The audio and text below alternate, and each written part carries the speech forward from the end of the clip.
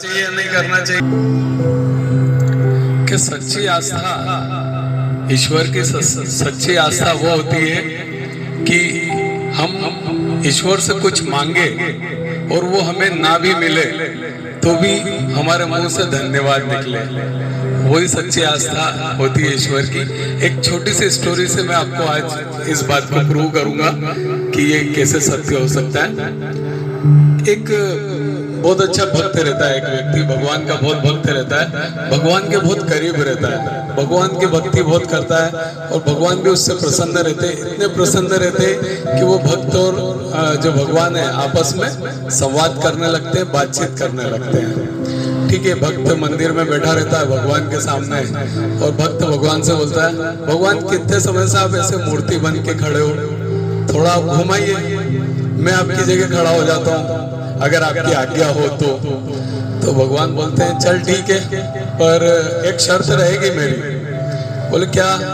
कि मैंने इस दुनिया में हर व्यक्ति के लिए प्लान बना रखा है, हर व्यक्ति के लिए कुछ न कुछ सोच रखा है, तू सिर्फ यहाँ खड़ा रहना, जो भी होता रहे तेरे सामने उसको केवल देखना, कुछ बोलना मत, जो वक्त जो मांगे केवल देखना, करना कुछ मत और बिल्कुल भी बोलना भी मत, ये शर्त रहेगी। बोले ठीक है भगवान, जैसी आपकी आज्ञा।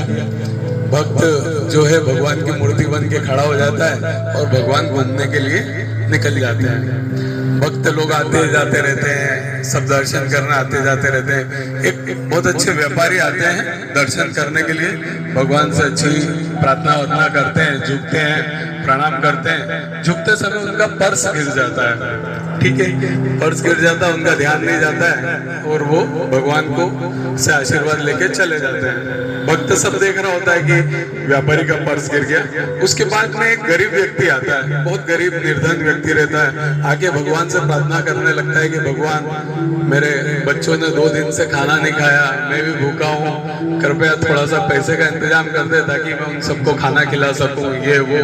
और प्रणाम करने के बाद जैसे ही उठता है तो वो व्यापारी का पर्स गिरा हुआ उसको दिखता है।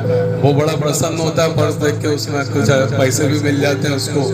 भक्त ये सब बातें देखता रहता है कि व्यापारी का पर्स गिरा और इस गरीब व्यक्ति ने उसको चुरा लिया। ठीक है, वो गरीब भक्त जो है बड़ा प्रसन्न होकर पर्स लेकर चला जाता है। अब तीसरा एक भक्त आता है, नाविक आता है, आके भगवान से प्रार्थना करने लगता है कि हे भगवान मुझे 15 दिन के लिए समुद्री यात्रा पे जाना है, तो भगवान मेरी यात्रा सफल हो, मेरे घर बार का ध्यान रखना, मेरी यात्रा का ध्यान रखना, कोई तकलीफ कोई परेशानी नहीं आए। और वो प्रणाम करता है। प्रणाम करने के बाद जैसे उठता है देखता है तो पीछे वो व्यापारी और पुलिस खड़ी रहती है। बोलती है, व्यापारी बोलता है मेरे बाद यही आया होगा और इसी ने पर्स लिया होगा, पकड़ो इसको। बोलता मैंने कोई पर्स नहीं देखा और मैंने कोई चोरी नहीं की। बोले नहीं, यही आया होगा, आप तो पकड़ो इसको। पुलिस उसको पकड़ लेती है, पकड़ के ले जाने लगती है तो भक्त से रहा नहीं जाता है, वो बोली पड़ता है कि नहीं नहीं रुकिए, ये चोर नहीं है, चोर तो इसके पहले एक गरीब व्यक्ति आया था वो है, और उसके घर जाओ आपको पर्स मिल जाएगा। ठीक है, पुलिस उस गरीब व्यक्ति के घर जाती है, पर्स मिल जाता है, उसको जेल में डाल देती है। नाविक अपने घर चला जाता है। शाम को जब भगवान आते हैं तो ये सारी बात उनको बताता है कि ऐसा ऐसा हुआ। तो भगवान बोलते तेरा सब चौपट कर दिया, मैंने तुझसे शर्त रखी थी कि तू कुछ बोलेगा नहीं, फिर तू क्यों बोला? बोले क्या हुआ भगवान?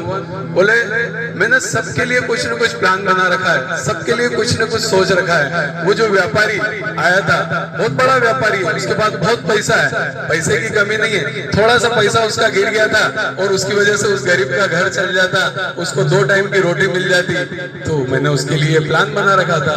और वो जो नाविक आया था 15 दिन की समुद्री यात्रा पे, उस समुद्र में बहुत तूफान आने वाला है, उसकी मृत्यु हो जाएगी, उसकी पत्नी विधवा हो जाएगी, तो वो मैंने प्लान बनाया था कि पुलिस उसको 2 दिन जेल में डालती और वो समुद्री यात्रा पे नहीं जा पाता, पर तेने सब प्लान चौपट कर दिया। उस बेचारे गरीब व्यक्ति को जेल भिजवा दिया, नाविक को समुद्री यात्रा पे भिजवा दिया, तेने सब गड़बड़ कर दिया। वो भक्त भगवान के चरणों में लेट जाता है और माफी मांगता है, बोलता है भगवान कुछ ठीक कर दो, तो इस कहानी से हमें यही प्रेरणा, यही शिक्षा मिलती है कि भगवान ने सबके लिए कुछ न कुछ सोच रखा है, सबके लिए कुछ न कुछ प्लान बना रखा है। बस धैर्य रखिए, भगवान की पूजा कीजिए, आस्था कीजिए, पर ये ना रखिए जैसे आपने मन में कुछ सोचा और वो पूरा नहीं हुआ तो भी धन्यवाद का भाव रखिए, तो ही आपकी सच्ची आस्था, यही आपकी सच्ची आस्था का प्रतीक होगा। इस कहानी से हमें यही शिक्षा मिलती है कि कहते हैं कि भगवान से कभी शिकायत मत करो, भगवान से कभी शिकायत मत करो, क्योंकि भगवान ने आपका पेट भरने की जिम्मेदारी ली है, क्योंकि भगवान ने आपका पेट भरने की जिम्मेदारी ली है, पेटियां भरने की नहीं। ठीक है, तो आज की यही कहानी थी। एक कविता से मैं अपनी बात को खत्म करूंगा कि हमने भी जिंदगी के कई रंग देखे हैं, कि हमने भी जिंदगी के कई रंग देखे हैं, कहीं धूप, कहीं छांव, कहीं बारिशों के संग देखे हैं, और जैसे जैसे मौसम बदला है हमने भी लोगों के बदलते रंग देखे हैं। ये उन दिनों की बात है जब हम मायूस हो जाया करते थे और अपनी मायूसी के गीत लोगों के सामने गाया करते थे, और कभी कभी तो जज्बातों में आंसू भी बहाया करते थे, और ये देख लोग हमारी हंसी उड़ाया करते थे। अचानक जिंदगी ने एक मोड़ लिया, हमने अपनी परेशानियों को बताना ही छोड़ दिया। अब तो दूसरों की जिंदगी में भी उम्मीद का बीज बोते हैं, और जरूरत पड़े रोने की तो हंसते हंसते रो देते हैं, हंसते हंसते रो देते हैं। धन्यवाद।